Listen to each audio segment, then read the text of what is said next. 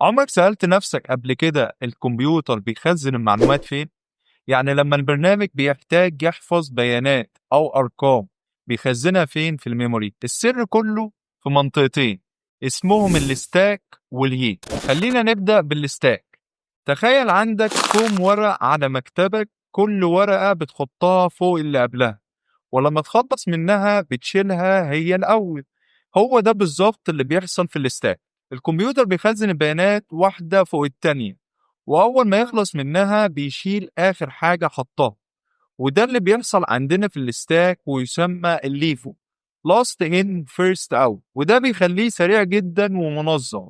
بس العيب إن هو صغير جدا، فده ممكن لو خزنت بيانات كبيرة أو تقيلة الدنيا ممكن تتقل وتبوظ معاك. أما الهيب فده بقى مخزن كبير أو غرفة كبيرة جدا للتخزين، تقدر تخزن فيها اللي انت عايزه وقت ما تحب، ولكن لازم انت تخزن البيانات دي بنفسك وتشيلها بنفسك لما تخلص. الكمبيوتر بيستخدم الهيب لما يحتاج مساحة كبيرة أو بيانات مش ثابتة، بس لو نسيت تشيل حاجتك من هناك المكان هيفضل مليان على الفاضي، وده بيسمى تسريب في الميموري ليك. يعني ببساطة الستاك زي رف الكتب في مكتبك، سريع ومنظم ولكن مساحته محدودة، والهيب زي مخزن كبير واسع ومفيد ولكن محتاج تنظمه بنفسك. لو الفيديو ده وضح لك الصورة ببساطة اضغط لايك واعمل سبسكرايب للقناة وشير الفيديو مع أصحابك، وقول لي في الكومنت أشرح لك إيه الفيديو اللي جاي.